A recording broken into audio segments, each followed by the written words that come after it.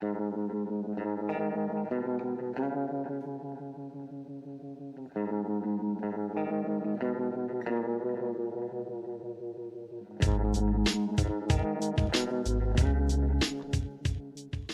back to Appalachian Dim Sum. This is episode 25. Yes. And would be the continuation of one of our larger episodes. We've kind of started separating them out. We are to the desserts. Desserts for this month. Yes. Which are things that we're looking forward to. Yes. And it's not necessarily things that we're going to get to in the next month. If there's something specifically like if you're going to a convention or something like that, you could talk about that. Sometimes it's like a trailer that just comes out, and comes out. They just released. You're talking about a movie that's at least 3 months away. Yeah. So, well, one of the ones I'm going to talk about was literally just a movie that I found out about while putting these slideshows together. I didn't even know this movie existed, and I found out about it, and I was like, awesome, let's see it. So we'll talk about that. Yeah. So the first one we're going to talk about let's hit the meals real quick. Oh yeah, we did our main course. We didn't actually waited until after shooting our main course episode on Event Horizon to actually eat the main course, and that was the Cthulhu ramen. Yeah, Cthulhu ramen. We'll have a picture up here where you can see all that. Obviously, a little bit of test on the eyes, I guess, upon first look, but I'm well beyond being able to get past that. It actually, when you cracked the bowl, when you were just first showing it to me, I was like, wow, that smells good. And it was very good. I'm glad it was good. And there was you said it was like a chili oil sort of broth. Yeah, because after I cooked the calamari, I was left with like calamari juice, a slurry. So I took that and I added some like chicken broth to it, some chili oil, and a couple other things, some little bit garlic, some minced garlic, and just a couple of other things. And I made like a soup, almost like a miso soup. Yeah. Yeah. And we were doing things on the themes of our main course that was kind of tying into Event Horizon. Mm-hmm. This is the dessert section. I guess you wanted to hit the desserts real quick too. Sure. Yeah. That sounds good. Kind of wanted to have time to explore some other things with desserts. Didn't really have time to do too much, so kind of went the quick route. Did some Devil's Food Cake cookies, which is, don't know that it's necessarily an Appalachian thing. I think it's a practice that's exists outside of this area as well, but it's definitely an Appalachian mindset thing where you look for affordable ways to make things that can feed lots of people, because lots of times it's either a lot of school groups or church or some kind of potluck or something like that. And it's just a long running thing here to take a cake mix. A lot of times you can get a cake mix for about $1. Put in 2 eggs and some vegetable oil, and just mix that up and make it into cookies. And you can add in whatever you want to, chocolate chips, peanut butter chips, any other little chunks of sweet goodness that you want to do. And because Event Horizon was sort of a hell themed thing, I was like, Devil's Food. So much more attractive looking. Yeah. They looked very good. They were very good. Now, I think I've probably had cookies like that, like the cookie cake. Yeah. I probably had that before at some point, but I never knew that that's how they were made. Yeah. I'll definitely do that. There's so many different cake mixes. I'm gonna go nuts. Between the eggs and the vegetable oil with the cake mix, it always just makes a really moist cookie.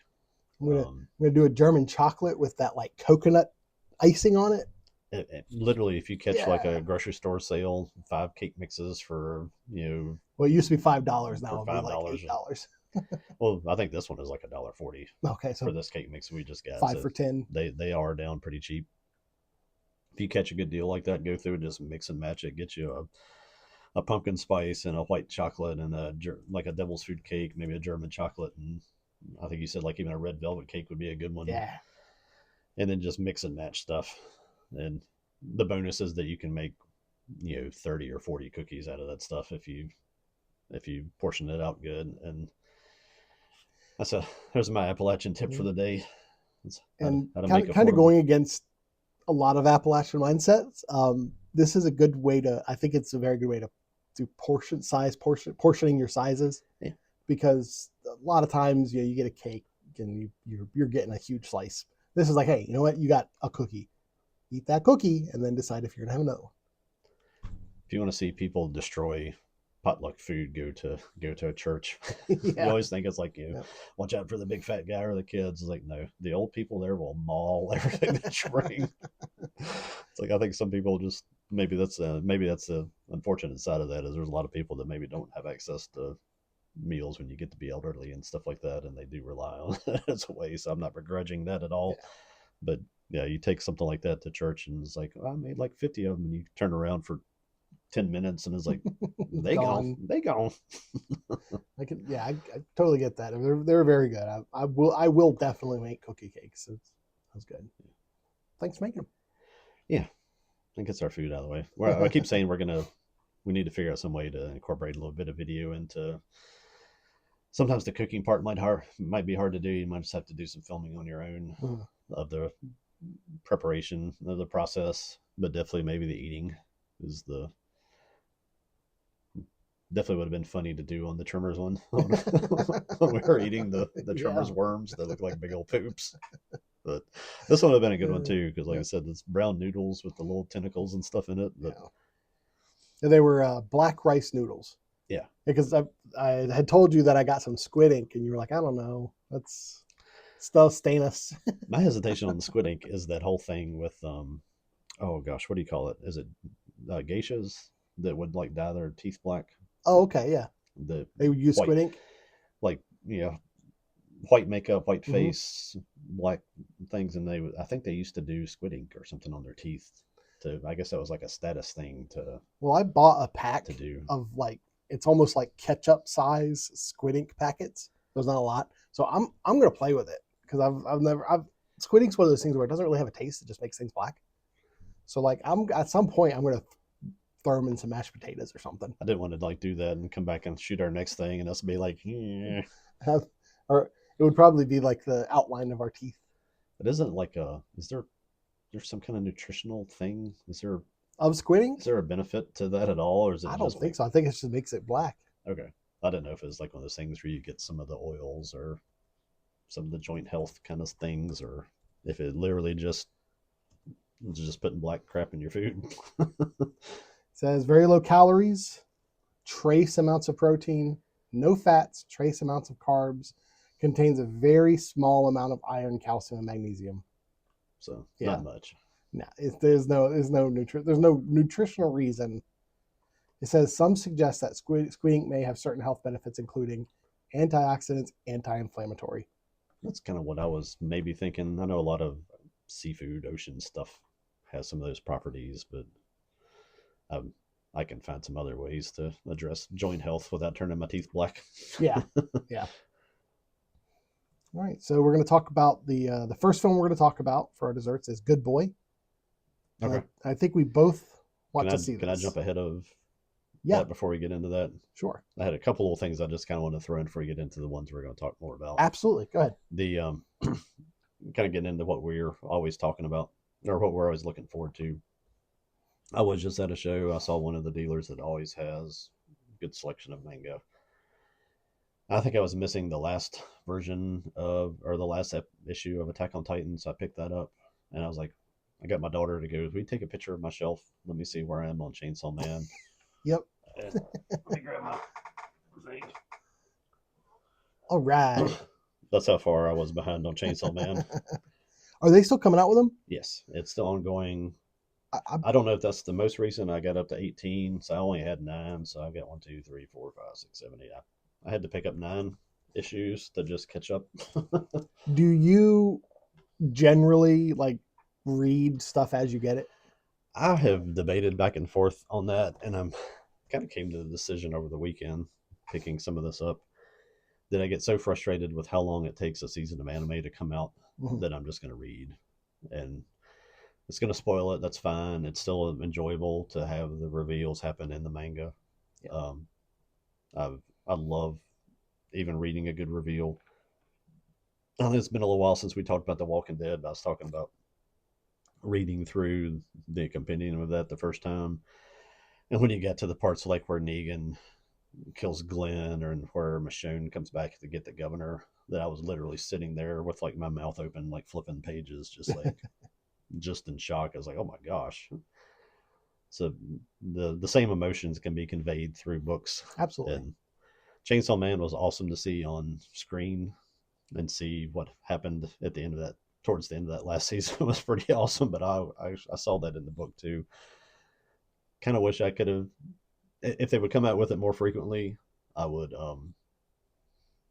I would definitely wait on the anime to come out, because it is kind of cool to see it visually. But I think I would. It Yeah. starts out in print, and I just, maybe that's just, I almost, I'm sure I've said this before at some point in this podcast, but I almost see the manga as being the inverse of novels and movies. It's yeah. like, you really, if you can, you want to read the novel and then see the movie.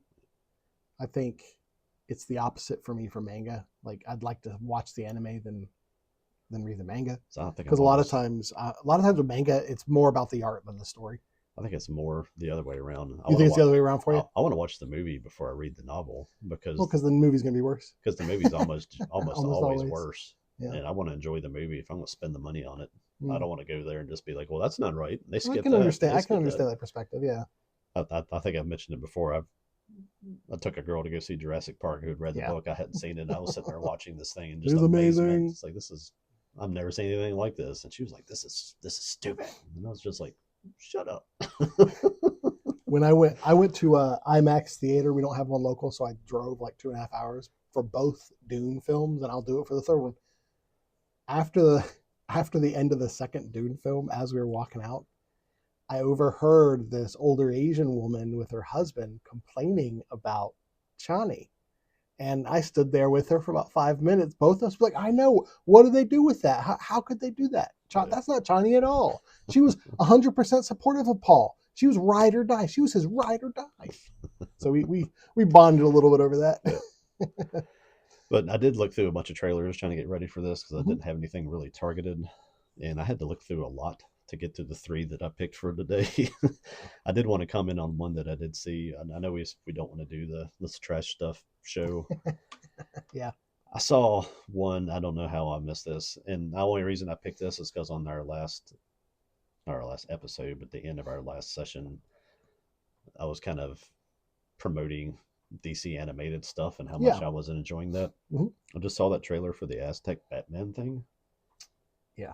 What a pile of trashy garbage looking thing is that? I was What? just like, what the hell is that? I mean, I know the answer. Why associate with Batman? Because people will watch it because of Batman. It just looks. I get that, It but looks terrible. The it's animation looks terrible. The story looks stupid. I mean, it's like they have all these little Aztec versions of the Joker and Poison Ivy, and I think the character that becomes Batman is just some little Aztec guy. It's And of course the whole thing is defeating colonialism, mm-hmm. that Yeah. whole narrative of that. And just the idea that they're using the Aztecs to do that. It's like the Aztecs were one of the most violent and like expansive culture destroying cultures that have ever existed. They wiped out more tribes, more individual little communities of people than anything I could think of, outside of maybe some stuff that happened in China. And I've never studied that history to know to know that history very well. But to use the Aztecs as a way to, how they fought Cortez and they were the good people. It's like, really? It's like one of the most backwards cultures, one of the most violent people I think I've ever seen that I've ever read about in my life. And it's like, we're gonna promote those guys. It's like, is everybody that they eat, or everybody that they fight from Cortez's group, are they going to take him to the top of the temple and pull his heart out and eat it so the sun will come out? Or I was just like, what are y'all doing, man? Uh, I don't want to stay on that.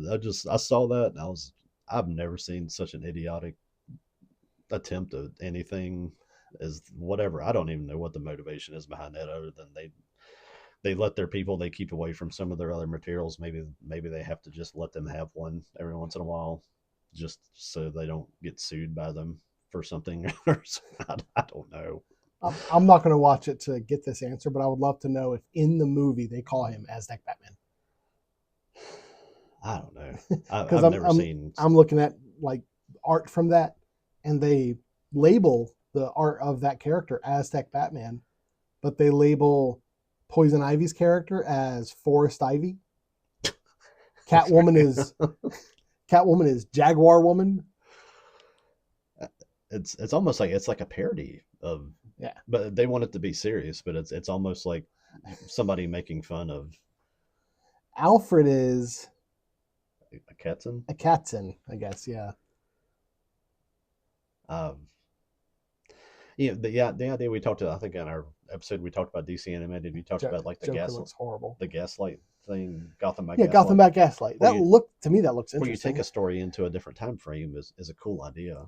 I mean, Bruce Wayne could still be Bruce Wayne in that situation. Yeah. And if you were going to do an Aztec Batman, realistically, Bruce Wayne would have been like the son of one of the Spanish colonialists. You know, that gets killed when they come ashore.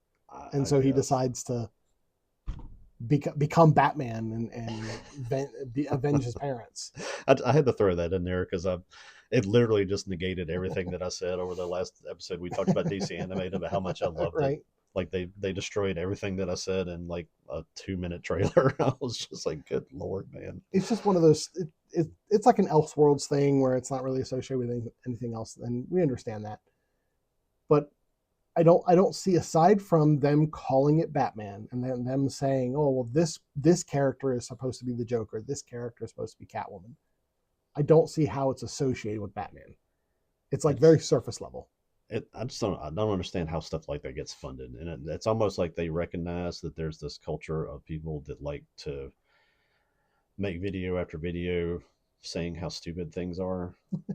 And that they maybe they get some engagement and they figure out how to monetize making crap, and they're just like, we haven't had any attention for a little while, let's throw this out there and let's get everybody talking about us for a while. And I don't know, I got through that. I was almost ready to stop watching trailers and just email you back and be like, dude, I have nothing for desserts because I can't find. I've watched like 40 trailers, and I just watched the Aztec Batman thing, and it just about made me nauseous, so I'm going to bed. Let's look at the writer. Looks like he's written a lot of stuff. He wrote Justice League Action. He wrote Batman Hush. Batman Hush wasn't bad. Justice League Dark Batman Hush was actually War. based on a graphic novel. So a lot of these are. If he wrote it, I think it must have been he maybe developed it for screen. Yeah. So if he actually I don't know what this Aztec crap is, if they actually did a book on this or if it's just a screenplay that they made into an animated movie.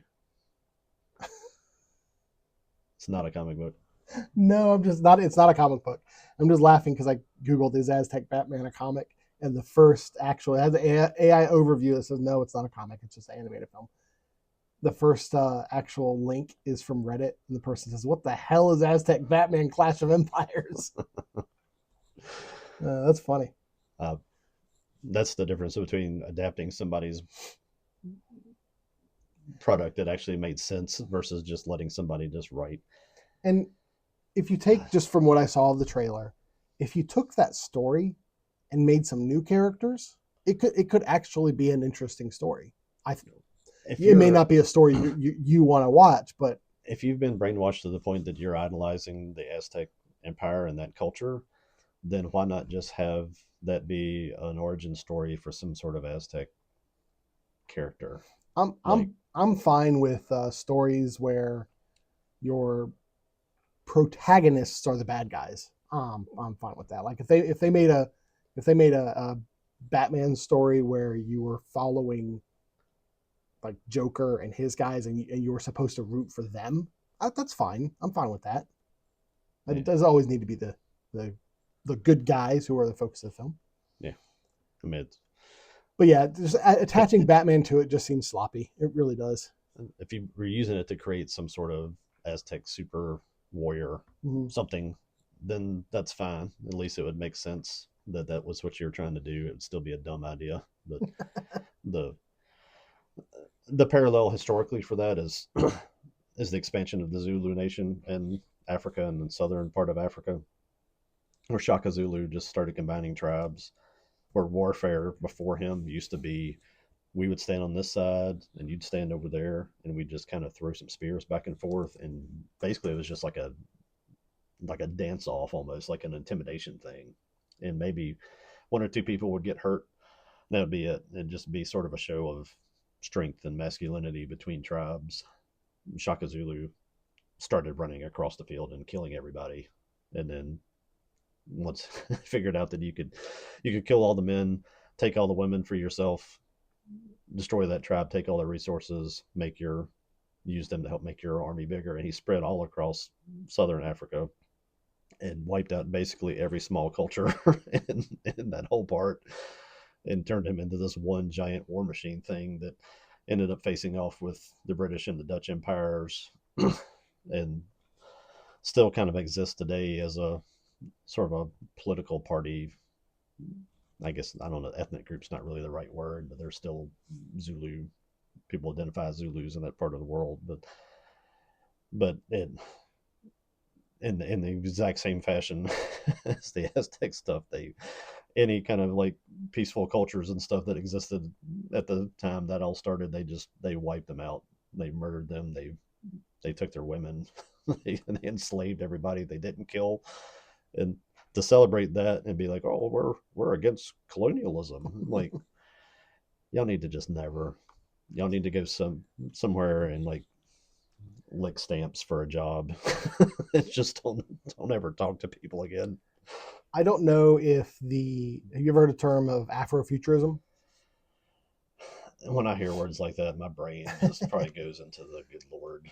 The basic idea is it's almost like a what if story. Like, well, what if, Like Wakanda. right? I was gonna say, I think Wakanda and the Black Panther films brought the idea of Afrofuturism into the mainstream, Mm.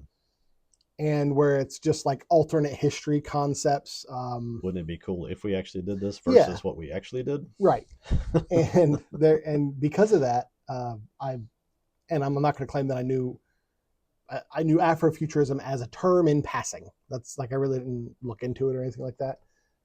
And since then I've learned of Aztec futurism. So it's kind of the same idea where it's like, well, what if the Aztec nation didn't disappear? Where would they be? And that kind of stuff. And there's a game called Azteca Forgotten Gods. I'm showing Joel a screenshot of it, Yeah. and the game looks fun. But I think that's kind of where this Batman Aztec Batman kind of fits, is in like a not even really a wish fulfillment, just like a, hey, wouldn't have been cool if. It kind of fits in that. I don't know what happened in media industries to where when somebody came up with just a really stupid idea, where people were just like, no, we're not doing that. Well, I I mean, think there's no world where this makes money, makes them a better company, makes them more popular. I mean, I don't know all of the stuff you hear about. Does this get them points in the whole whatever social credit thing? that's what I think it is. Is it I think there's is that certain really a thing? milestones that studios want to hit. We want to have this many percentage of our projects to be geared toward this diverse culture or this marginalized group, and I think This is just I building think that leads to people getting projects that might otherwise not have gotten This is projects. just give them credit to build up where they can spend it. It's almost like when you get plus points on your license in Virginia, so that when you get a reckless driving ticket, you don't lose your license. It might work That that they way. that they get some plus points here, so when they actually go make a good movie and all the little people start screaming and lighting their hair on fire, they can be like, well, hey, you remember we did this, we got points to burn. I don't know enough. I mean, I just that kind of shifted my night last night when I was going through, I went through movie trailers and saw nothing, and went through sci-fi trailers and saw a couple. Finally went to like action and horror things and found a couple. It was at the, I think that's why I went to horror, just because this was at the end of the action one. And after that, I was like, I don't think I have anything to talk about, anything to look forward to, because I've watched all these trailers and I have absolutely nothing. And then I went to the horror ones and found a few. So, and had one of these kind of in my head already. I'd seen it before last night, but anyway, there's my little side trip into Into Aztec Batman. into my let's hate on something portion of the Well, show. since you mentioned those DC films, I have watched a few of them. And I'm enjoying them so far. Yeah, we watched. My daughter and her boyfriend came over and they watched. Is an older one. Batman and Mr. Freeze, Sub Zero, sort of a little side movie. I think it was an old like 2011 movie or something. And it was it's just fun stuff. Nothing classic, nothing groundbreaking. 3 weeks from now, if you ask me what happened in it, I'll be like, there were some polar bears swimming around underwater, and Mr. Freeze was trying to bring his wife back from cure whatever illness she had. I've already forgotten what that was, but there were just things that were just fun to watch. Kind of takes me back to when I would watch an episode of GI Joe when I was a kid, and then go outside and play it for the rest of the week because you get to see it like once a week at my grandparents if I was lucky. Then the next week, if you got to see another episode, everything that you saw before that you forgot about, and you played out the new storyline, whether you're playing it with your friends or outside with little figures. It's called pretending. It's a thing we used to do. It's the thing that kind of helped people be creative and become good writers and filmmakers and movie makers that seems to have disappeared and be gone. But Well, speaking of pretending, before we get to Good Boy, yes. I just put in Good Boy in Google, and apparently there was a movie called Good Boy in 2022. Did you come across that? When I was searching it, I kept finding other things that were like said Good Boy, and I'm like, I did not pursue any of them. I was just looking for the one that I was looking for. Apparently the 2022-2023 film is about a man who has a dog who is a man in a dog suit. It's a thriller, so I'm assuming the man in the dog suit kills him. That's my assumption going into it. Well, all right. That's one of those things I'll be fine to never know the answer to. You see, I get in trouble because I get curious. I'm like, well, let's see how bad. I'm curious about some things that I've seen that I definitely like. You showed me the werewolf Santa in the last one. That's got my curiosity. Some furry dude in a thing that's called a thriller. Nah, there's nowhere that's going to go. That's anything I want to see. So. All right, so you want to talk about Good Boy? Yeah. The one that's coming up? The one that doesn't involve furries. Yeah. Saw this trailer. This thing is due to come out any minute now. Pretty soon, right? Yeah. Let's see. I'll look it up. Basic idea is, and I think this is this guy's like first movie, or it's the first movie that he's fully directing. He may be involved in some other stuff. Ben Leonberg, I think is how you say it. Okay. And he's actually, I think the star of the movie, the dog, is actually his dog. Oh, okay. So October 3rd. So what are we? In a month. This is early September. Yep. Yeah. I suffer from never knowing what day of the week it is and half the time what month it is. But it is a haunted house story from the perspective of the dog. And basically, I think the synopsis of the movie is that this guy moves to his grandfather's home after his grandfather dies. Sound like it's maybe just the guy and his dog moves there. And the dog immediately starts seeing ghosts and maybe spirits, demons, whatever, that the owner does not see. And it becomes this thing of the plot of him trying to protect his owner from that. And see, the trailer I saw, it kind of seemed like there was some zombie thing going on. I don't know if the owner was getting possessed, or I kind of wondered if it doesn't go to sort of a demon possession kind of idea, because that's kind of where some movies that used to do that. It used to just be there's a ghost. Yeah, I like the horror movies like The Conjuring and things where the ghost is actually a demon that just is following either a group of people or stuck in a location. I guess, honestly, I guess the first things that really got into that storyline that I've watched were like those Paranormal Activity movies. And you poo-poo those if you want to. I love those things. Me too. I had fun I, watching those. They were, I bought the whole series on Fandango at home. yeah. Yeah, Voodoo. I I like stuff like that because again, that was something I'd never seen before, and any kind of new experience, the older you get, movie wise, is just it's a bonus. Sometimes it's not always the best thing, or Well, you and I are old enough to remember the Blair Witch Project. yeah, And one of the things that was great about the Blair Witch Project, because the internet existed, but it wasn't like it was today. yeah, There was a brief moment in time no one knew if it was actually real. yeah, Like that was the big thing about Blair Witch Project. It's like the way it was filmed, it seemed like just handheld. The people seemed real. We didn't know, like IMDb, I don't think existed. You couldn't look the actors and actresses up, and they weren't popular, and so no one knew who they were. yeah, And so for a brief moment, we all thought this might be real footage. yeah, And Paranormal Activity kind of had that same thing where, I mean, and at that point we knew it was fake, yeah, but you could suspend your disbelief just enough yeah. for it to kind of freak you out.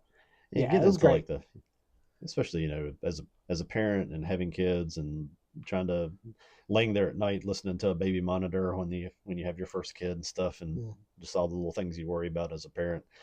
The scenes and those things where like the little kid is standing up and you can tell he's like interacting with a demon, and half the time it's like moving stuff in his room or dragging him out of the crib and stuff.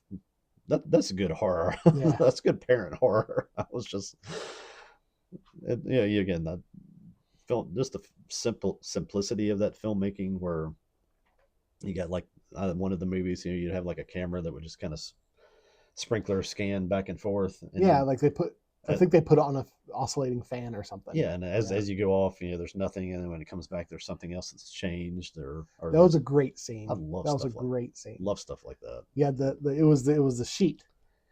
It was a sheet, and the babysitter thought it was the kid she was babysitting, and then as it panned away, the sheet just fell.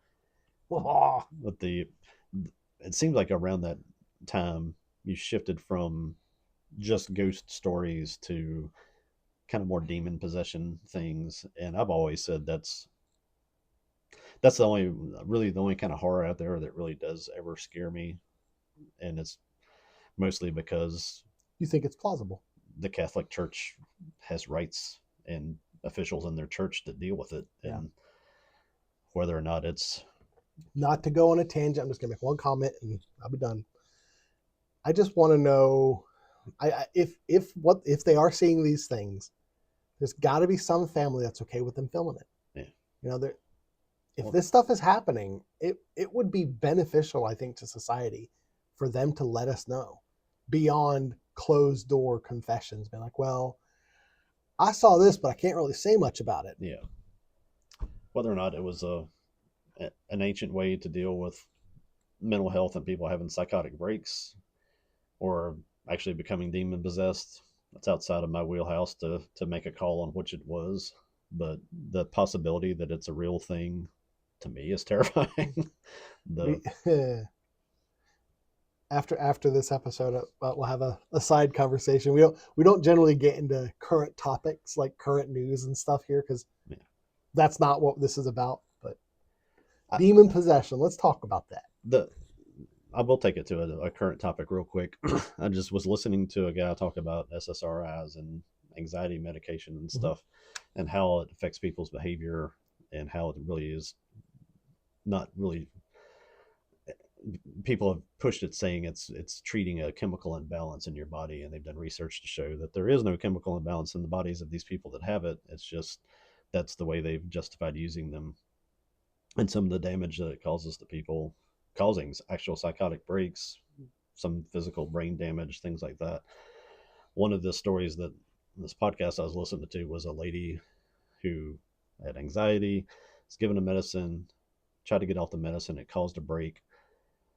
They, I think the family and stuff went back to her, and she actually got physically committed to a mental hospital and put on like the benzo, like the really hardcore stuff. And I was just sitting there thinking through that whole process of how terrifying it was to one, lose control like that, knowing that you were just trying to get help, and all of a sudden you've been physically reprimanded, put into a mental hospital and then drugged, and you're probably just sitting there at that point, just numb, unable to respond to people. It's like, if there's any consciousness going on inside, how terrifying is that to be sitting in a hospital knowing what's happened to you and just not being able to do anything about it. That to me is just like the idea of a demon possession, that there has to be some kind of consciousness.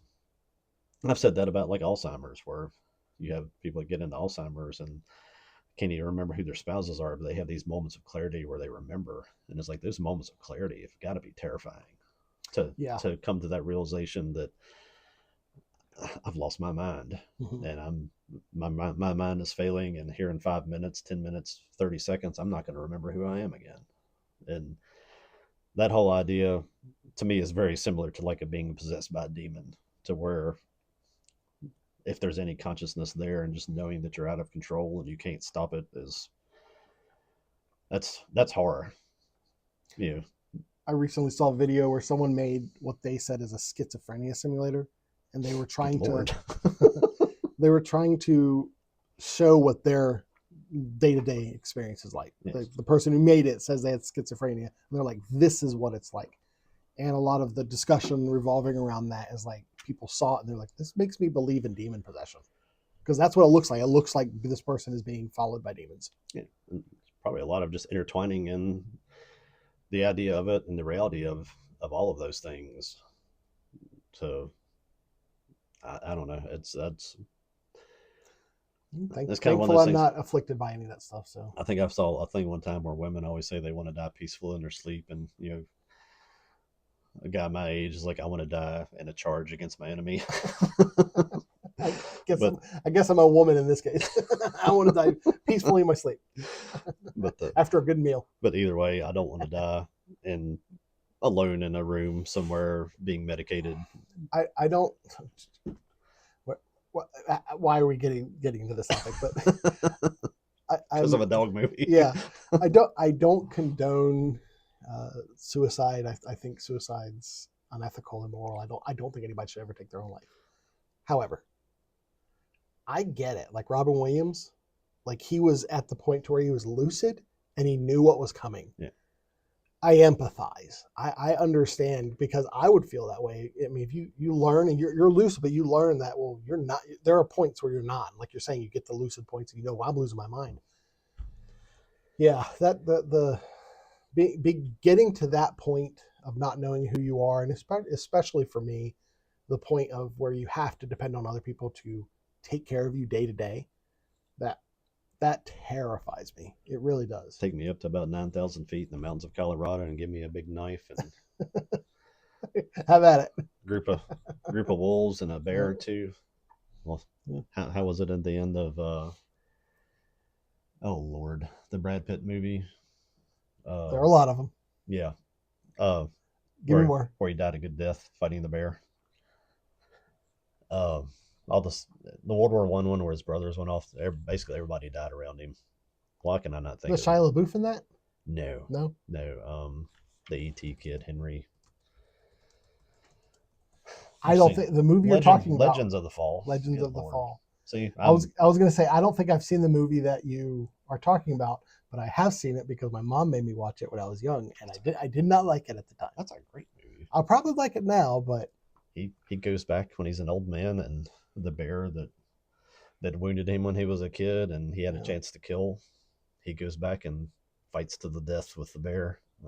That's a good death. Yeah. I was probably like, can we watch American Gladiator instead at the time? There's a lot of lovey-dovey kissing and stuff in there, but there's some cool stuff in between. I should watch that at some point. Maybe on a lazy Sunday afternoon or something. Because I'm sure at this point I would like it. I have a lot of relation to the character in that one, where younger, my inner bear was out and loose, and I'm sort of in the calm, quiet stage of my life right now, and just why I've got my microphone on some connects over here, trying to get used close enough so you can hear me on the podcast, because I'm not in the stage where I raise my voice and yell anymore, and I've been in one before, and I just don't like being there. that level of aggression is very easy to let get out of control. All right, And back to Good Boy. back to Good Boy. I just realized we've been talking about 40 minutes now, and we're on our first one. Yeah, there we So go. that's normal. But do you want to see this film? Yeah. Yeah. It looks like there is some demon possession stuff in it, Mhm. and it looks like it gets pretty intense, especially for a dog movie. I love dog movies. I hate dog movies where you lose a dog. So This is the only I'm very usually I'm usually very usually I'm usually very against spoilers. This is the only film I want to know if the dog dies. oh no, I'll go into it blind. No, I'll I don't. I'll go into it prepared to walk out of there just being pissed off if they killed the dog. I don't. You need I to don't get want to ticked off know. every once in a while. It's good for your blood pressure. It's good for your bowels. And in these kind of films, it's kind of similar with babies, where you think about the dog's mentality in this. Yeah. Like people are saying the dog is a great, it's a great performance by the dog. I'm like, no, it's not a performance. That dog was probably seriously terrified in this film. I would hope that most of it is going to be sort of digital effects and things, and that if they were scaring him, it was probably like putting a mask on and being like blah, Yeah. you know. But Well, it's possible he trained his dog to like when I give you this command, contort your face this way. Because I have the seen people who've trained their dog to like show their teeth. Like the dog's not mad, but they'll say something. The dog will be like, eh. back to Legends of the Fall, that's the guy that trained Bart the bear, Hmm. and he had the bear where it could walk like it was wounded. Um, it had commands where it could fall, so you could act like like you shot it, and they would fall like it was shot. And That's pretty good. he had that bear trained to do all kinds of stuff. And it is him. I don't remember what the guy's name is, the trainer at the end where Brad Pitt's old character is supposedly hand fighting the bear. It's that trainer. He just grows a beard. He looks like Brad Pitt. Oh, Um, that's great. I think you actually get like it freezes on a scene and you can see that it's the other guy. But Oh, see, that makes me feel bad. The AI overview says they did not rely on training the dog to appear afraid. Instead, director Ben Leonberg Leonberg, built the production around his real life pet using the dog's natural reactions to create the unsettling performance. Yeah, so they just scared the crap out of this dog. Poor dog. might be some PETA people involved in this later. I hope he got a lot of loving after every scene. Yeah, I'm sure he did. Shoot a scene and give him a steak. Yeah. Mm. I don't know if I'll see it. Just because it's a dog, and I'm one of these people that I can watch a person get fake tortured on a movie, but you fake torture a dog, and it just bothers me. I, Back to my old when I was talking about werewolf movies and Bad Moon. Mm-hmm.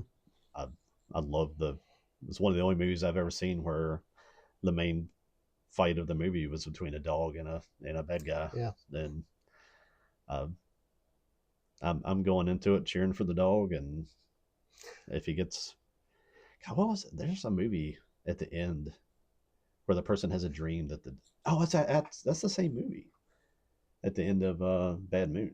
Okay. I've never seen it. Where the dog does get scratched and tore up fighting the werewolf, Mm-hmm. and they have this little closing scene where they're sitting there and they're holding the dog, and like it there's a jump scare where it looks like it turns into like a half werewolf and lunges at them, and then they wake up from a dream and they're sitting there holding the dog. So it has that little bit of that. It's like they almost like they wanted to end the movie that way, and they knew that People wouldn't like it. people wouldn't like it, so they just had it as a dream sequence instead. But I knew there was a movie where there was like this thing at the end where the dog, and you're like, no. I would love to know. I would love to see the adoption rates from like Angels of Assisi or whatever after this film. Like, are people going to see this movie and then want to cuddle a dog? Yeah. Maybe. It's like a little Aussie Shepherd looking dog too. Yeah. So, when you see dogs get into big media stuff, it's a beautiful dog. You wonder if that does.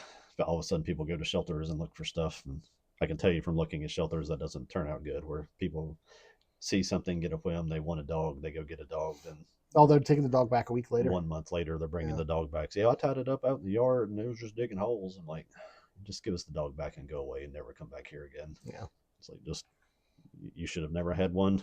All right. Well, the first trailer I brought is Together. Now, you have not seen this trailer, I right? know nothing about that. All right. So what we're going to do is we're going to take a break real quick. We'll have Joel watch this trailer, and he'll give you a reaction. And thanks YouTube for not letting us just do it live. Right. All right, we'll be back.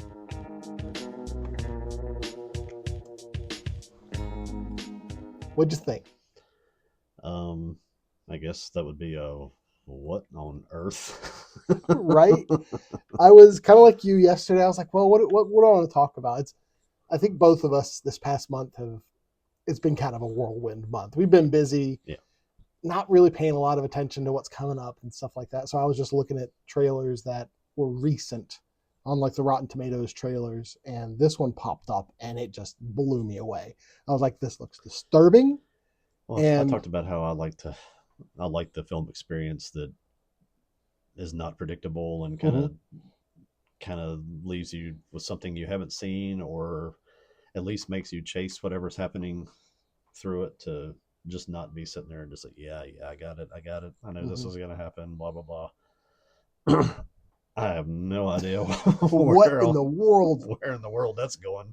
There's The possession looking stuff. They're sticking together.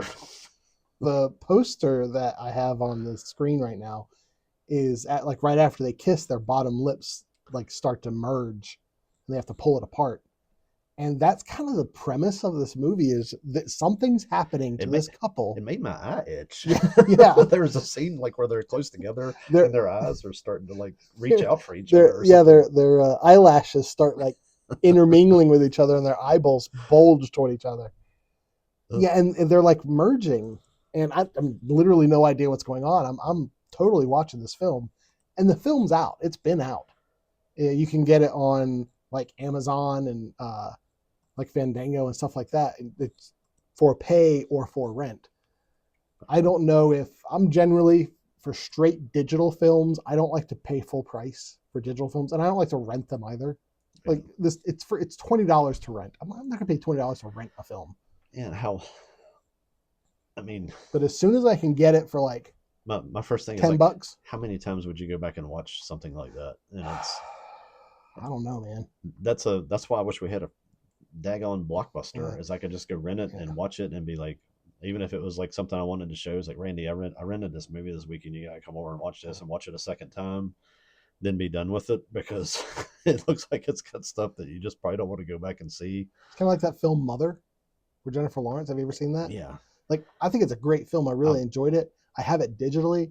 I don't think I'm going to watch it again. I watched it again to figure it out more, because okay. the first time I was really chasing what was happening, and I kind of figured out what it was, and I was like, did I get that right? So I had to go back and watch it again. But no, it's not like now that I know the story, I'm like, I don't really want to see it again either. Now, this film Together has Alison Brie and James Franco. It looks like that's it. Maybe a couple side people. Yeah. Yeah. But it's about them as a couple, and starts off, they're kind of, it seems like they have their relationship's kind of on the rocks, but something happens.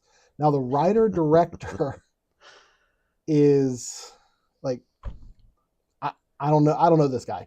He's done like 6 things: Time Trap, The Wizard of Oz, AUS, The Slot, Parked, Rebooted. So I have zero experience with this guy. Yeah. So this is going to be an interesting film whenever I get around to watch it. Yes. I think I talked about it briefly in one of our previous shows, talking about I think the movie was called Stop Motion. It was about like that lady that was doing stop motion stuff. Yeah, we were talking about that when I would talk about Mad God. Yes. Mm-hmm. Yeah. Where it got into like, how much longer is this movie? Mm-hmm. It's like, I don't know how much more of this I can watch. And It wasn't like that I couldn't get through it. It was just like, man, this is rough, and I don't know how I'm not really enjoying this experience. I don't. Pretty much all 3 films that I'm going to talk about for this, I don't think I want to see any of them in the theater. I want to see Good Boy, because I think the jump scares and the soundtrack to stuff like that really adds to those kind of movies, like The Conjuring in the theater. Yeah. the jump scares and the frightening things in films like The Conjuring. That's what I compare it to, and this probably is very much the same, or so much better when they're immersive and Really loud. huge. And Oh these, yeah, I'm sure with Together, seeing it in a theater, I'm sure you get the creepy crawlies much more than seeing it on just your TV. Midsummer, Yeah, great example. how much better that was in the theater. You try to watch it at home, and you just don't get that whole thing where it seems like that everything on the screen is breathing and pulsing, and Yeah, on top of all the other weird stuff that's happening all through that movie. That little added drug trippy mushroom trip thing did not translate to smaller screens as well. that's one thing. One advantage of VR, uh, in because that's one of the things VR has done since almost the very beginning when they started coming back out like 10 years ago. Is they would give you a virtual theater, and you could have this giant screen in front of you, Yeah. and the audio experience similar, not exactly, because So in the theater you like feel the music and feel the sound effects and I stuff. almost feel, and I don't know if I'm remembering it right because I only saw it in the theater one time, that even like when the plants and even like the fish and things on the table look like they're pulsing and breathing, that there was almost a little bit of like sound effect there too. It might have been, yeah. And I just don't pick that up when I've rewatched it. There's not Well, but so many you times I don't can sit down and be like, I'm going to watch Midsummer again and look for this. I'm like, you we don't have a $20,000 audio system yeah, at our I've got a house, decent audio system, but not theater quality. not one that makes it feel like there's somebody breathing behind you, which I feel like there was Yeah. like that feeling watching that movie. So I do think VR is the best way to watch 3D movies yeah, because you don't need glasses and you get the 3D effects. I won't watch this in VR. yeah. I'd be like, ugh. Sitting there on the couch like throwing, swatting at things. Yeah. Now, have you seen this Sisu film? Have you seen it? I've got the first one. Wait, there's two? This is a sequel. Oh, did I get the right? Yeah, Did I get the right poster? I think so. That's the 2025 poster. Okay. It's the So there's a Sisu sequel. uh, I think I have the wrong that poster. actually might be the first one. Okay. But Anyway, this is it's going to be Sisu the 2. sequel. Yes, November 25th. It's a follow up to the 2022 movie. Oh my goodness, has it been that long? Yeah, Because I remember really wanting to see it and I never got around to it. That was 3 years ago. Wow. it's kind of one of those things where Road to Revenge. their advertising for it almost messed it up. The first one, because everything was like crazy blood fest, just nonstop action, blah blah blah blah blah. The movie was really cool, but it wasn't as over the top as all the ads were like pushing it as it was going to be. Oh, I see. They And created an expectation. it got my expectation up to level 130, and the movie got to like 85, which is fine because it was a great movie, but they really did overdo the marketing on it to where I thought I was going to sit down and just be sitting there watching things explode and violence that was hard to sit through, for the whole thing. The what's this main character's name? It's Not Sisu? Yorma. Oh, the actor. No, his character. Oh, his The character, actor's okay. name is Tommy Korpi. Okay. I think these are Norwegian, Finnish. I forgot. Finnish, I think. The The director's last name is Helander. That's great. the main character is Yorma Tomila. and Reprises his role as a Tommy Korpi. I think Sisu is almost sort of like a Baba Yaga. Oh, okay. Kind of, it translated to something in the movie. I don't recall what that was. Sure. But in the first one, he was a prospector, just found like this huge hit gold, had to get it back home. Nazis tried to steal it from him, and he says no. He's the warrior that refuses to die, and he fought in little flashback stuff. And I think that's kind of what the first movie missed, is it didn't take us back enough to the backstory of him to show why he was such a badass and stuff. Because he's an old guy with this like I don't even know what to say. It was like some kind of poodle labradoodle mix looking dog. Then again, as soon as they introduce it, it's like, man, if you kill the dog just to make it more of a revenge movie, I'm not watching any more movies like this. But the dog makes it through the first movie, and actually is in this movie too. This one, it's pretty much the end of World War II, Finland and in Germany fighting kind of over a couple little sections. Hitler was on his heels at that point to the fact that there were just little pockets of fighting in that part of the world because that was kind of already lost because he had turned everything that he had to the Normandy invasion and the invasion from up through Italy, where he was getting attacked from the south and from the west. The Norwegian stuff kind of became sort of a not a major theater after that. It was kind of places that he would have had control over if he wasn't an idiot. But he spread himself out too much and little pockets of fighting there.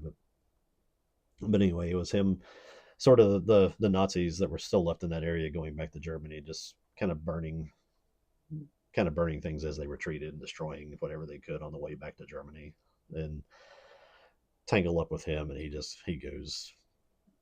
goes full on against them, and I mean, it's a fun movie. This one, I want to see it. I just one of those things where I've never gotten around to it.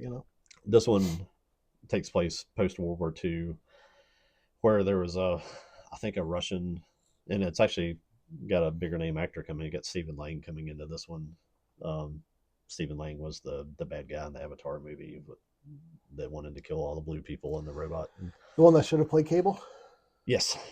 Oh yeah, he would have been an amazing Cable. He wanted to play Cable, like he. Oh, I didn't know. He tried to play Cable. You remember the little Nathan Fillion Uncharted short they made? Yeah. He played yeah, Sully.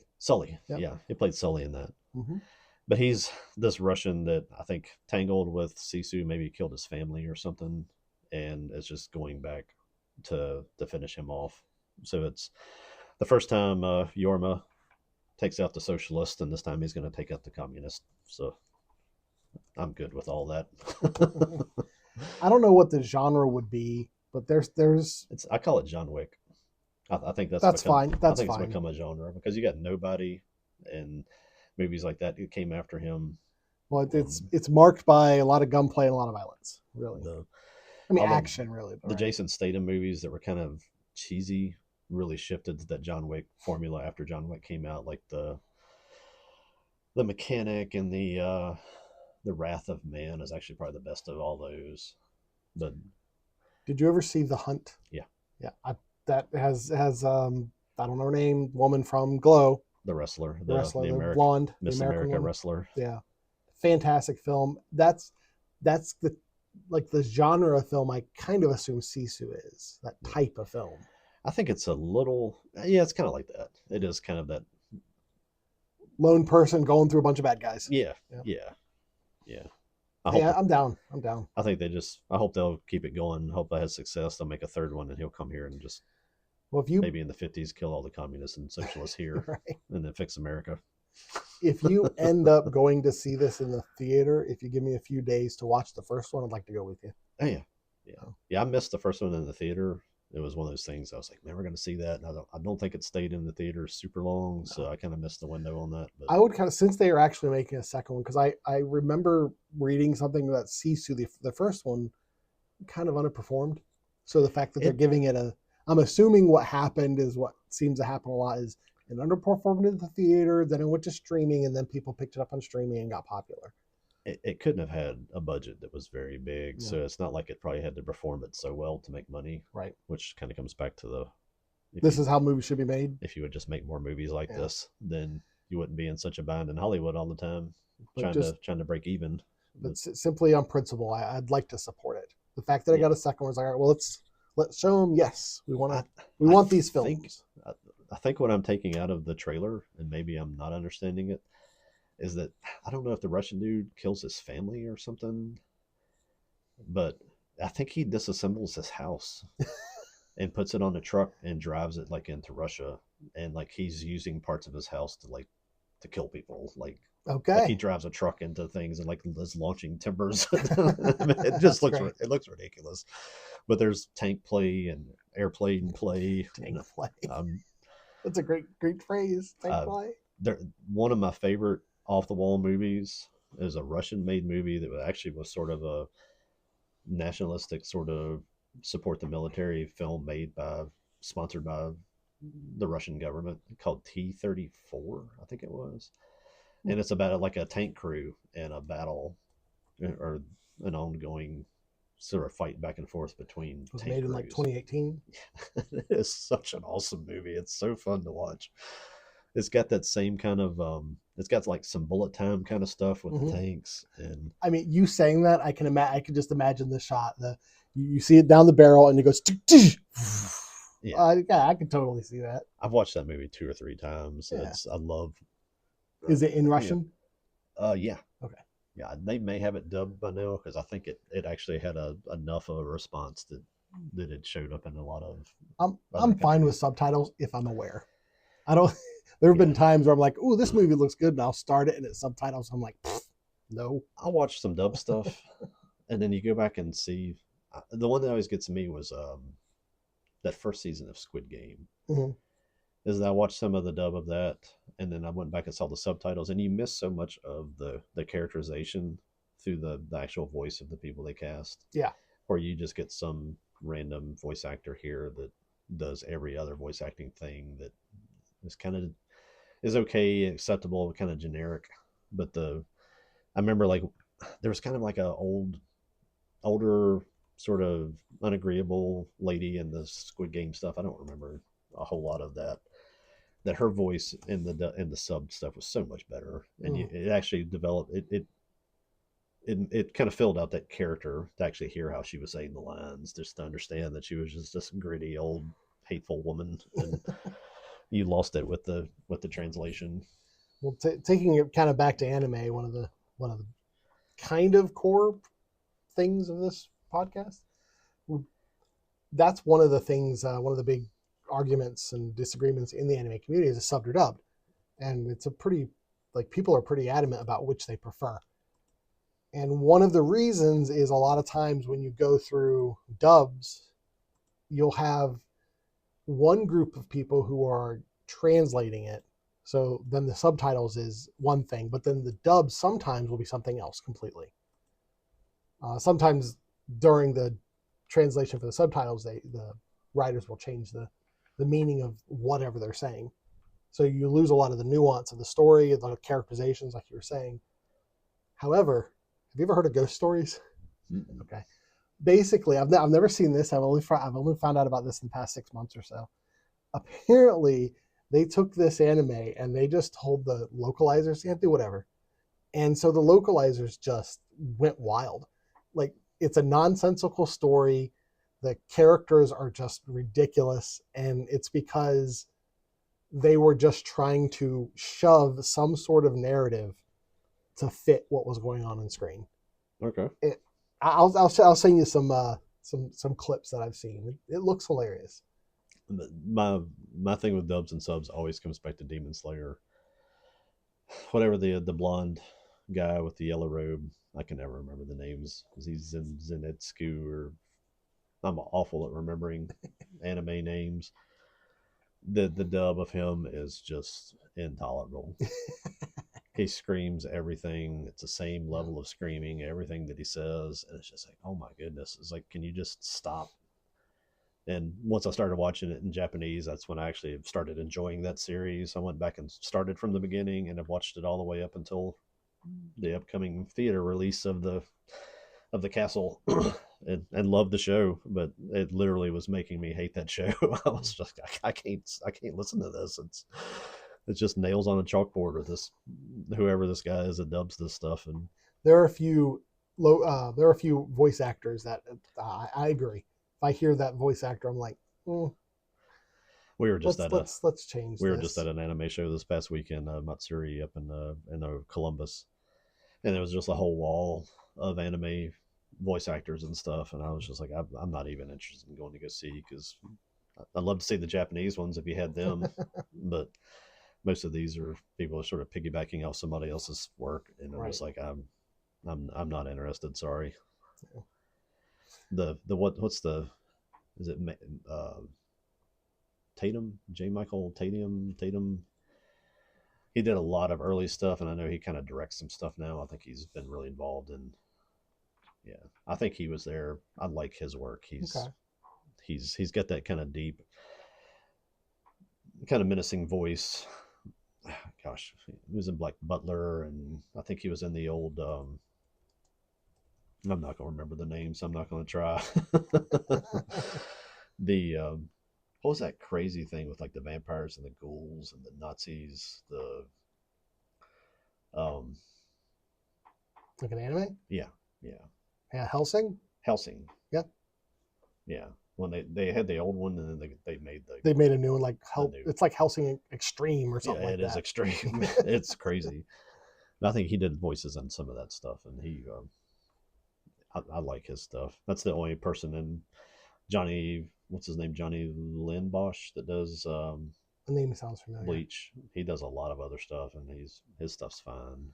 The, Did you know Bryan Cranston got his one of the ways he got his start in Hollywood was voice work? mm-hmm. Yeah. And one of the Macross. Macross Plus. Yeah. One of my favorite anime miniseries, I guess you'd call I it. think and I didn't realize, I've told you about Royal Space Force, Wings of Honey and Meese. I've told you about that. I don't think you've seen it. No. I didn't realize he has voice work in that too. I think like you let me borrow Macross, and I was watching it, and I was sitting there watching it. You're like, what's that voice? Why do I know this voice? Why does it sound so familiar? And it was probably pretty close to when we were like watching Breaking Bad and stuff. And I was just like, man.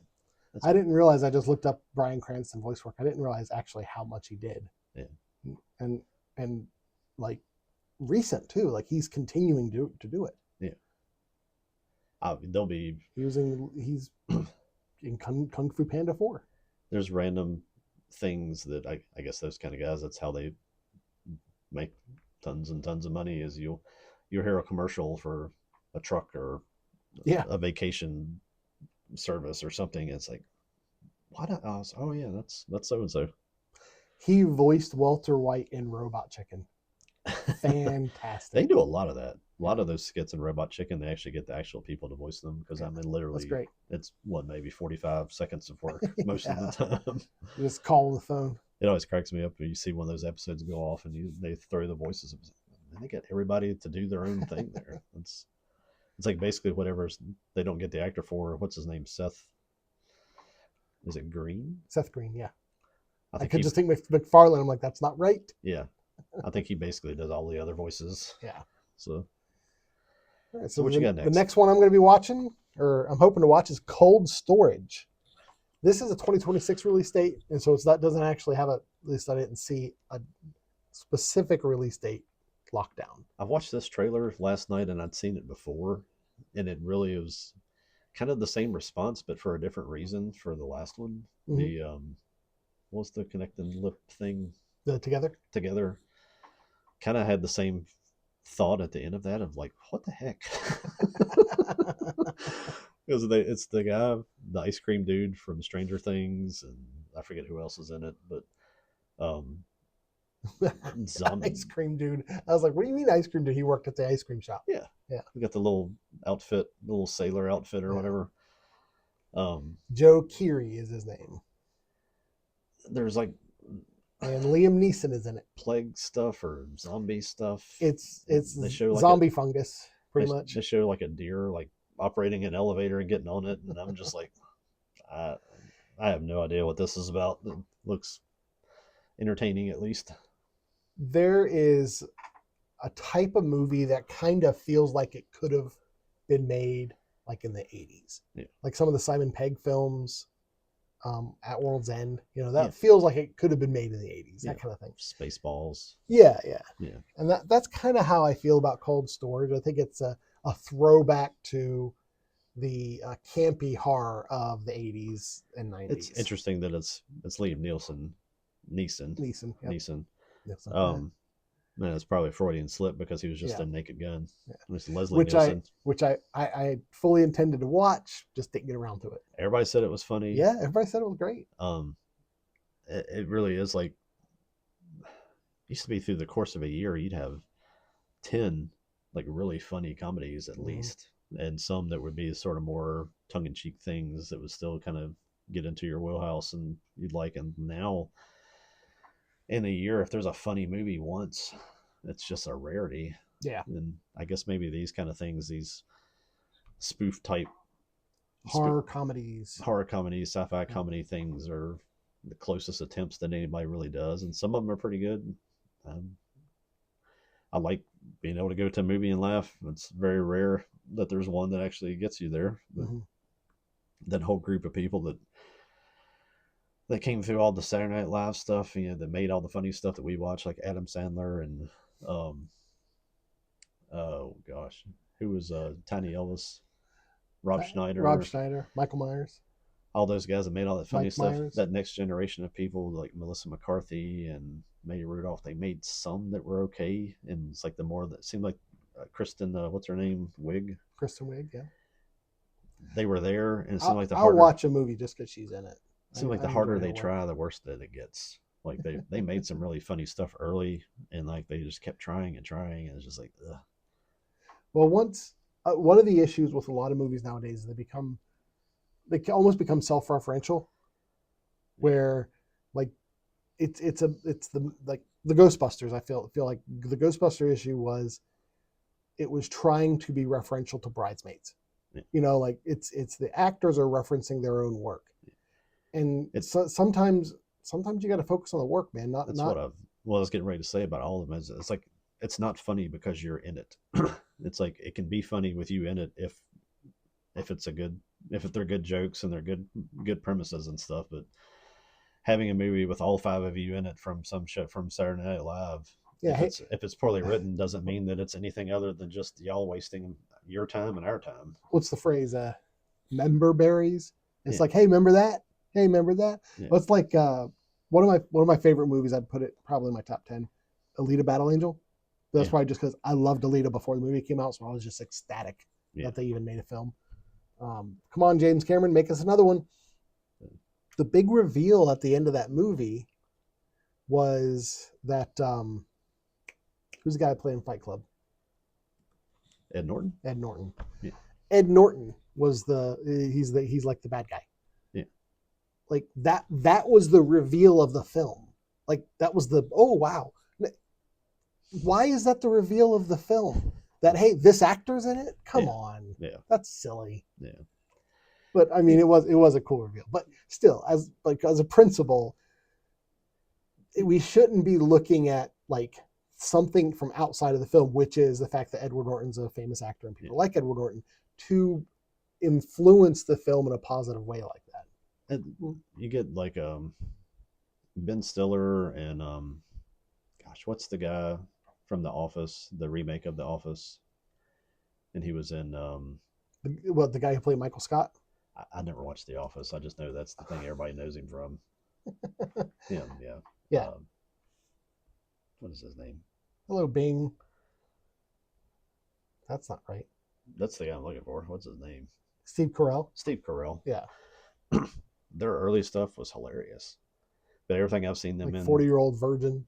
everything I've seen them in recently, it's just like we got a funny movie because we got him in it. And it's like, yeah, it's not funny. I'm sorry. It's you made some really crude jokes that were not even well written, and sorry you wasted the money on an expensive actor. But yeah, it's trying to capture something that they had before, and I think Cold Storage might do that.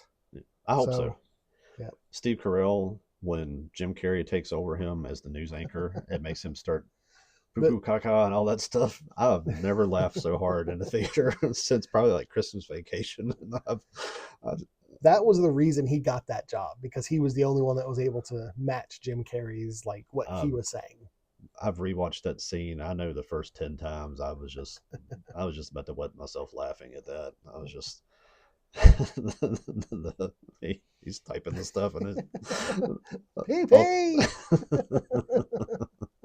It was a good film. Speaking of wedding, Kraken? Wedding? Does that work? Or cold storage, I guess. Yeah. All right, so I'm assuming this film was about a giant squid. This kind of goes into this weird category of stuff that I like that probably are mostly things most people haven't seen. This comes out in October as well, so it's not very far away. Okay. It's a Norwegian movie. I had this pulled up and my internet's done this stupid thing. What's up? It has a like a really Kraken? It has like a really like 2-sentence scenario of it on IMDb that I love the way they summarized it. They say something about like some teens die. Here we go. How do they say it? It says marine biologist researchers. Oh, Now go back to the, I read ahead. Marine biologist researchers fish farm. Teenagers die. Odd occurrences against suggest gigantic multi-tentacle creature lurks in deep fjord, poised to crush victims. Investigates if legendary monster exists in Norway's deepest fjord. that's your plot. Is I it love it. Just like they investigate a fish farm, teenagers die? Odd occurrences suggest gigantic multi-tentacle creature. Is this a like a fake documentary? No, it's like okay. they did a couple on Netflix. I think the first one that I saw, kind of coming out of this region, and I don't think I saw these in order. There was a movie called Troll Hunter where there's like these guys, Yeah. and it kind of was like a found footage kind of horror movie. And then there was one called Ragnarok, the Viking apocalypse, where they found like an old boat or something, and I've seen like the image for that. it was really good. Okay. It wasn't like, again, we're not getting into top 20 movies here, but then they did the Troll movie on Netflix, um, and they're actually doing another. There's a Troll 2 that should be coming before too long on Yep. Netflix, where it's almost sort of like a kaiju movie, but it was just a giant troll. And I, I think the very first one of these I saw was Rare Exports, the one about the like they have the real Santa um, caged, trying to keep him under control, and like all of his elves are all these like trolls, and like they're keeping him there because he's destructive, and it's just these crazy ideas, but they're really small films, not great big budget films, but they get the absolute maximum out of their budget. The CGI in it is good. It's not great. It's not um, Skywalker anime, what do they call Lucas Studios, Skywalker Ranch, whatever the Lucas Lucasfilm. Lucasfilm Skywalker CGI studio is. I forget what it's got a name. I don't care what it's called. They've got the budget of most small countries to waste on Marvel films, but No, it's called Skywalker Studios. Skywalker Sound and all, yeah. Yes, Industrial Light and Magic is what I was probably trying to think of. Probably. But yeah, it's working on just a fraction of those budgets, smaller budget stuff than even like Godzilla Minus One. But they really spend it in the right places, and the monsters are believable. The stories are short, they're concise. It has that little bit of mix. Usually they're some of them. I think the Netflix stuff got dubbed. Most everything else you have to subtitle read, which again, I always suggest doing anyway, because you get the characterization there by hearing the actual voice of the person that's acting instead of somebody else.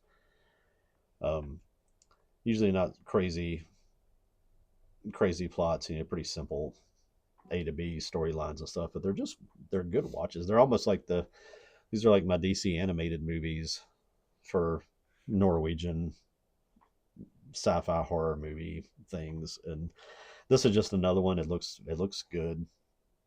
It's basically the Kraken is in a fjord in Norway, and it's like disrupting.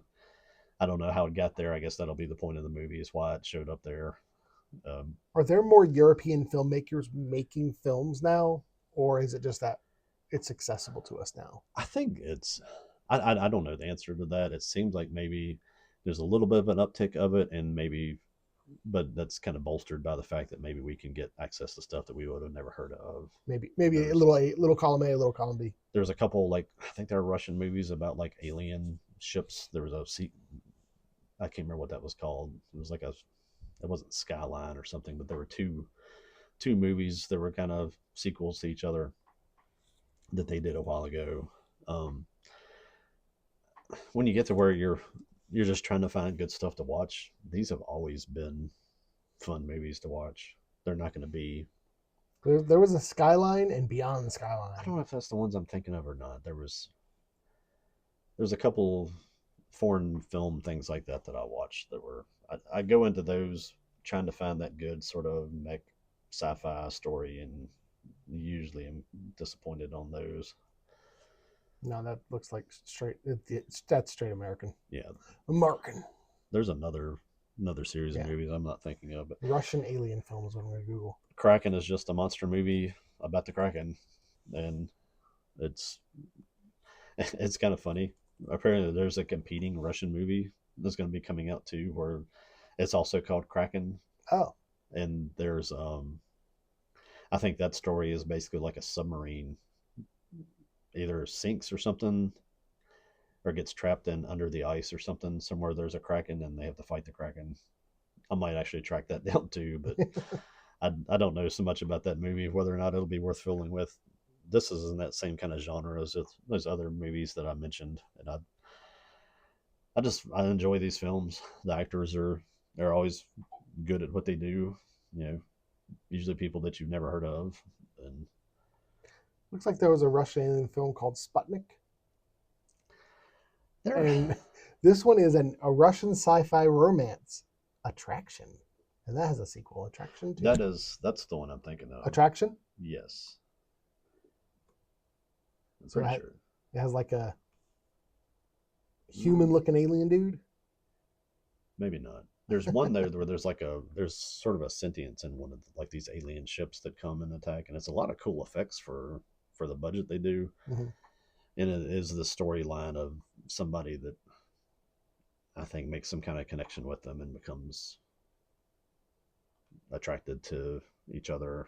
I don't even remember what it was. It's not important, but Nah. the in the same way of like that T-34 movie and SISU, these smaller studio, I don't know what you call that, Eastern European or Norwegian or Scandinavian, I guess would be the territory for the Finland, Norway kind of stuff. Um, if you see that stuff, don't write it off. It's pretty. Some of it's pretty good. It's like any other movie. You can watch 20 minutes of it, and if you get into it and it just does absolutely nothing for you, then you're good to go on. You haven't wasted as much time as you waste scrolling your phone looking at idiotic videos. So Good point. Yeah, you can spend 20 minutes just searching for something to watch. yeah, yeah. I don't want to. I'm looking forward to Kraken. I saw it in a trailer reel. It's been actually several trailer reels. So I think they've actually got a little bit of money behind it for promo stuff, and that should indicate that they got a little bit more money into the production of it too. So, Did you ever see that? I think it's a Korean film, The Host. I tried to find that to watch. It was one of those things I saw. There's a dude that's called a Flick Connection that always talks about like the movies that are on Tubi this month or the Tubis that are on Prime. And Okay. I think I saw it and tagged it to watch, and then it moved again before I could see it. Yeah. So I never got to actually see that one. Yeah, whenever you can. I remember enjoying it, and it was around, I think around the time like Cloverfield came out, where like creature CG effects seemed to become like they became easier to do for some reason, Yeah. or got cheaper to do. Good creature effects in that one. Yeah, CG isn't always bad, but just if you the can, the proper use of it yeah. is good. Well, this next film, I think we need to watch the trailer on this one too. I'd like to get a refresh on that. All right, so let's take a break and watch the trailer for Traumatika.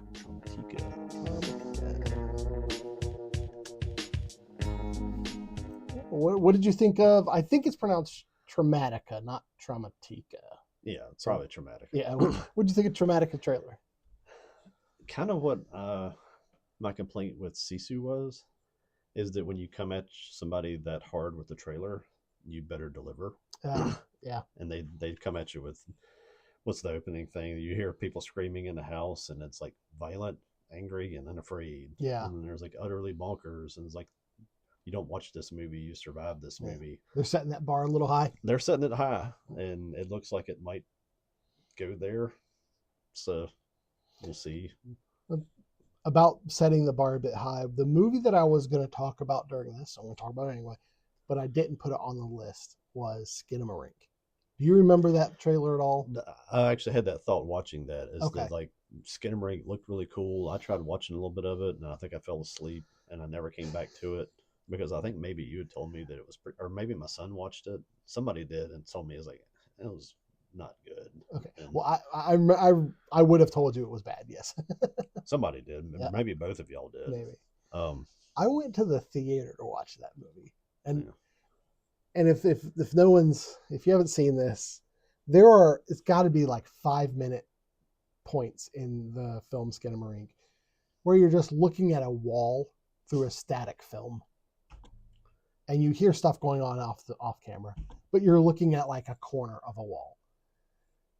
I appreciate what it was trying to do, Yeah. but what I have told people, I was like, watch the Skinamarink trailer, never watch the film, because the trailer is great. Yeah. The trailer sets it up, and to me, I think that's very much Lovecraftian in approach, where like it's this unknown horror, paranormal activity stuff, where you get these little. Yeah.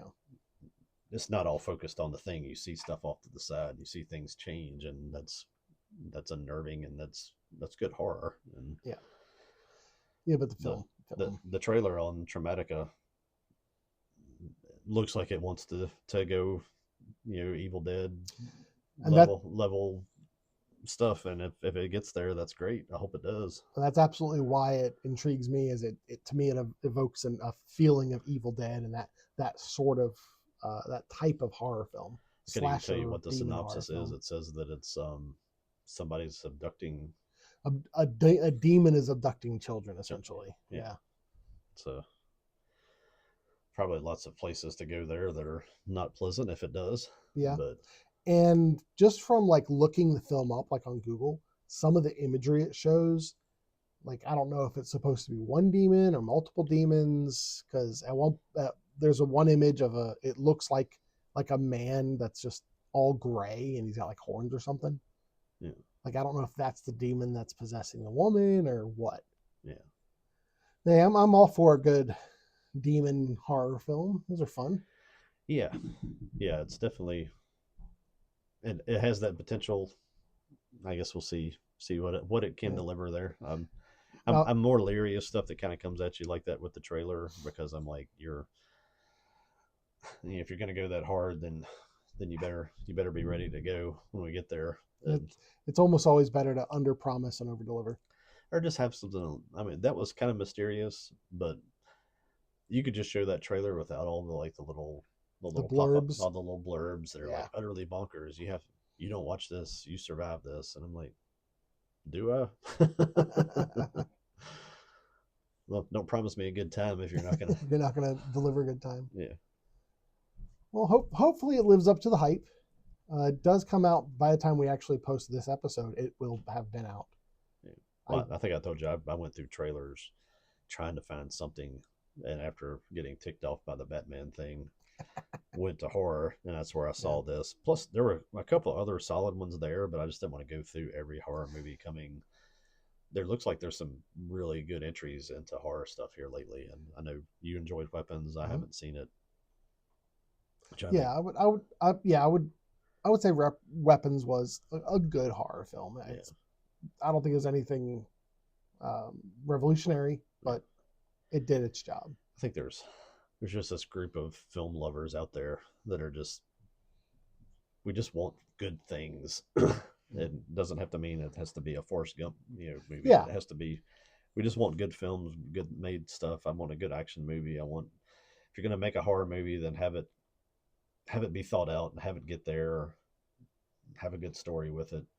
And my bar is pretty low on what I'll enjoy. I mean, we did a whole episode just about Tremors. I mean, I love Tremors. Yeah. And that's not, I always say that's not Shakespeare. It's not. I've been watching and enjoying War and Peace or anything. Just having a fine time watching the late 60s Ultraman stuff. Yeah. It's literally a dude in a suit in a little tiny studio splashing around in a bathtub, fighting other people in bad cosplay suits, smashing cardboard buildings. And it's like when you watch Ultraman, you know what they're going to get. You know what you're going to get. You know what they're offering, they're not coming for that. They're not promising me anything other than what it is. And Traumatika is promising us a movie we have to survive. Yeah. Yeah. That's a tall order. I was gonna say, well, I've survived lots of things. So if you want to go there with your promise on the movie, I'll be glad to take on the challenge. That's the kind of thing that if you had done this sort of trailer on like Midsummer, Hmm. about the time they were smashing the dude's head with the hammer after he fell off the cliff, Yeah. would have been like, okay, Yeah. I got you. I smell what you're cooking. I'm not saying I'm really enjoying this or I really like the storyline, but you you promised to challenge me, and Yeah, you're challenging. you were challenging me. That's just kind of my thing on films. Is like I talk about Midsummer a lot because of the experience of it. I don't like the movie. Hmm. It's a whiny girl that tortures somebody that breaks up with her because she's intolerable. It's like what's the storyline there? You can be an intolerable, selfish, whiny bee, and you burned your boyfriend at the end. Like I'm not even sure what that message is. I love that shot of him just like his face in the bear skinned bear. That's every dude that's ever like getting hooked up with like somebody that's just completely insane and been like, how do I get out of this? It's like, of course he doesn't get out of it. Have you ever seen Ari Aster, the guy who wrote it? I've seen interviews with him. Oh, I okay. think I've never seen him. I would not have guessed. that's about what I thought. Oh, really? You're not going to ever see somebody that makes those kind of movies and be like, here comes the guy through the door, 6'7". He just finished like deadlifting 300 pounds and Well, I am just looking at his filmography. Death of a Unicorn. Have you seen trailers for that? I have, and I I don't know what I am intrigued enough to where I may watch it. it, I that seems like like one the of those. premise that the unicorn isn't this like Oh yeah, yeah. rainbows and glitter creature. I love that.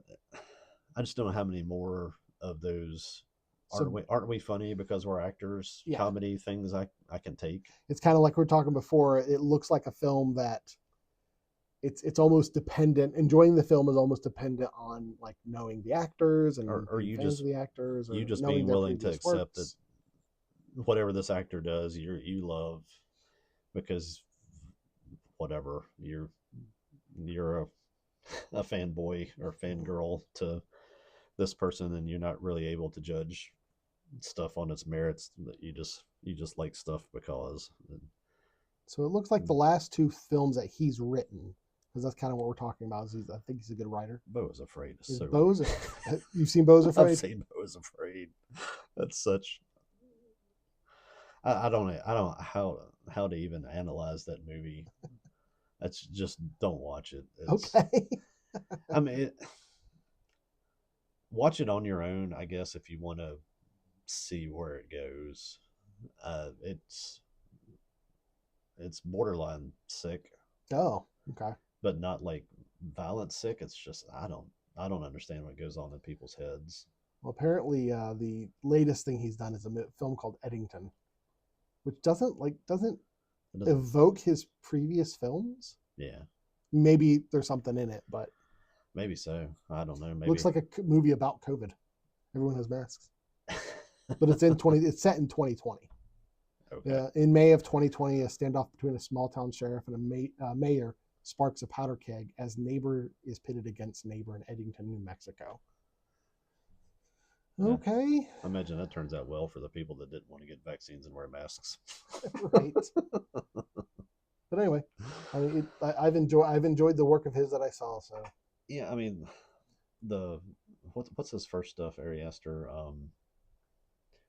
He's not the witch. Hereditary. Hereditary. Yeah, he did Yeah, that it's one. a different guy that does the witch and the Northman. Um, Hereditary, Midsummer, The Green Knight, isn't it? Did he do that? The Green Knight. I don't know if I'm confusing Let's see. those two directors. Uh, Um, let's see now. Before Hereditary was C'est La Vie, The Turtle's Head, basically Munchausen, Bo, TDF really works, and The Strange Thing About the Johnsons. okay, So I've seen none of those. I thought it was The Green Knight as So well. I like Hereditary and Midsummer. So Yeah, yeah. Now, Bo is Afraid is Bo's Afraid is weird. it's just I don't know. I think it wants to be one of those sort of trips into insanity Uh, thing. it looks like he does a lot of executive producing of other films. Okay. Yeah, it gets into just this weird I don't know, sexual thing Mm. that's just uh, not even unpleasant, just unnecessary to watch and have to sit through. Right. Again, animate it. Yeah, I Not just even then, huh? just don't. Just don't. If that's where your brain goes, just keep it there. Go share it with some weird friend that you have. Don't make the rest of us sit through it. All right. Well, that's it for the trailers and the upcoming that we were looking forward to. Yeah. Yep. Actually, I found a few things that I am looking forward to. It took a little bit of work. Took a little bit. It took a little bit of anger to get through a few things that I had to I kind of wish it to just see. wasn't a bunch of horror, because I'm not like I'm reading heavy metal, but like I was never a Fangoria guy. Yeah. I like horror, but I'm not obsessed with horror. Yeah. So I like I like action stuff. yeah. I like just good adventure movies. I mean, Mm-hmm. we haven't had anything like an old Indiana Jones I was movie or I an thought I Uncharted was saying or I miss Indiana Jones. just anything like that that's just fun to for everybody to see. It's like everything is so niche that you can take somebody and they'll enjoy it and I have to sit through it, or I can go and enjoy it and they have to sit through it, and I don't know. It, if you look at the amount of content, if you do what I did last night and just search trailers 2025 and 26 and see the amount that come up and It's watch them, overwhelming, the just the sheer number of films that come out. Oh my and goodness. but then go through and just tick mark how many ones are like, wow, I'd like to see that. It's like Not very many. 10%, Yeah. maybe less. There's so many of these weird things that I think are trying to be some kind of romantic comedy that just look. I don't know. There's just not a lot of stuff that's really appealing being made for me this year. I think honestly you could say this has been a pretty atrocious year Good thing we started doing this year then. for movies. Oh, we can find good stuff. Oh I, mean, yeah. I One think of we've one got of a pretty good film radar. We have to expand its reach a little bit. I'm talking to you about a dog horror movie and a Norwegian right. monster movie and a Finnish action movie. One of my issues that I have is I kind of, because of time, you have a limited amount of time to consume the media. I kind of tend to want to go to things that are safe. Yeah. But a lot of times anymore, if you go to something that's safe, it's gonna be something that's mediocre. Yeah. Like you don't really have safe and interesting. And I mean that's kind of like where like Marvel and Star Wars is like, well, I know if you give me a guy flinging around a lightsaber at a speed, looking at you, Ahsoka, come on, speed that up. Anyway, I'm gonna enjoy it just the same way a baby enjoys dangling keys. Hey, look, that's fun. Yeah. But and it's easy to just put something like that on and just kind of like consume. But I mean, yeah, so I think I get tired of that. ever since I don't know which one it is, and I don't care. The one where they're fighting all the guys in the red uniforms, Ray and Adam Driver. Oh, I was thinking Marvel stuff. No, That's the Last Jedi. Yeah. where there's literally guys standing there Mm-hmm. waiting for their cue to jump in and do like this so that she can kill them. Have you ever watched a And, breakdown of that scene? and Like no, I didn't. I broke it down watching it because I'm like, I was sitting there looking at it like, what? I didn't notice this at the time, but apparently there was one shot where like a guy has two little lightsaber axes, and he goes to hit her with one of the axes, and she blocks that, and he moves, and that his other axe was completely free. Like he could have hit her with that axe, and like they realized that, and as it moved like out of the line of sight of the camera, they just deleted it. Like it goes away. Like, that's horrible. That's what got me watching it. Is like this is the edited version that after post Mm-hmm. production, this is what you gave me. Is like how awful was it before then? Yeah. I was like, go show me 50-year-old. What is John? Is Keanu Reeves 56, 57, something like that? Go show me his John Wick stuff where he's getting down and fighting and rolling around and doing the shooting stuff and all that, and it looks good and it it looks realistic because he looks like I'm an old guy that's seen some stuff and my body's kind of on its last last stretch of running at this speed. they, I think they do good with that as those movies progress. Where the later you get into the movies, the more he's just like, man, he's just getting roughed up. Yeah, Some yeah. of it goes a little bit over the top, where he like falls off a roof and bounces off stuff, and he lives. I'm like, I don't think anybody's living through that one, but I know they had Ballerina, and I know John Wick was in the Ballerina film, which performed poorly, unfortunately. yeah, I think I didn't go see it, so I'm a part of the problem, right? yeah. But I think that I didn't go see it because I just don't understand the reason for its existence. I didn't. they needed another John Wick. John Wick 4 didn't lend for a fifth Yeah, for him to be around anymore. And I think Anna de Armas, I think they think she's a leading lady. yeah, You know, she can carry a film by herself, and I think she can. Maybe that wasn't the right film for her, yeah. but Just make a movie. Just write a story for her. yeah, It doesn't have to be a property. It's the same thing with all this like Star Wars stuff and whatever. It's like if you just want there to be a film that's driven by these types of characters, then just go make that. Stop forcing it into something else. not everything needs to be a connected universe. The the last thing I saw getting through trailers and stuff, I saw it, and then of course I think because the algorithm when you stop and watch stuff, I don't know if it's the TV listening to you or what, that I got all these like reviews that like they were just hate destroying the Red Sonja thing. Oh, really? Okay. There's a I almost put that on here. no, it looks pretty bad. Like the trailer I saw of that was like, wow, this looks like a bad cutscene from like Xena Warrior Princess, like I was going to say like footage that got cut out of a Xena Warrior if episode. If Traumatika evokes like an Evil Dead type film in a good way, and if Cold Storage evokes like an 80s comedy, horror comedy in a good way, Red Sonja evokes a mid 90s action film in a bad way. Yeah. Yeah. It definitely has that stink on it. As much as I love the character, Blood Rain, have you ever see that? With Loken, I think I started Christina Loken? watching that or something on a channel because I think I saw it right after she was Terminator or Yeah, Species. Terminator 3. Yep. Yeah, she was Terminator. She might have been in one of the species too. But yeah, I watched the Blood Rain film, and I think the character's cool. I enjoy the games, but that was a bad movie. That was a bad, and it feels like it's that like level. How do you start a production company when you're in your 50s and have no money? I don't know. Let's think about the movies we could make if we had resources. I'm not going to use AI, so that's the big problem. If nothing else, if there's anybody that watches movies or has any connection to us, wherever Frank Darabont went, we're Frank Darabont. Just there you go. Let us see your scripts and let us fix your stuff.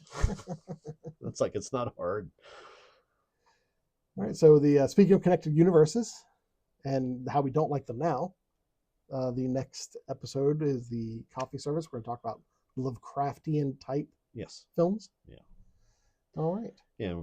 To that, because we drew out of our cookies the last time we were drawing Event Horizon, and I'm still not sure. I kind of hadn't really thought about that until you said it. That I kind of starting to question now whether Event Horizon is even a Lovecraftian thing or something else. But people call it a Lovecraftian film. Well, I stick to it because I think the insanity part of the movie is Lovecraftian. So we'll take that and let that transition into our Lovecraftian stuff and talk about more what makes things Lovecraftian. I definitely have a comment on that. It'll be in the next episode. There we go. Well, thanks, Joel. This was fun. Yeah. We'll see you next time. Thanks for joining us. Bye. Later.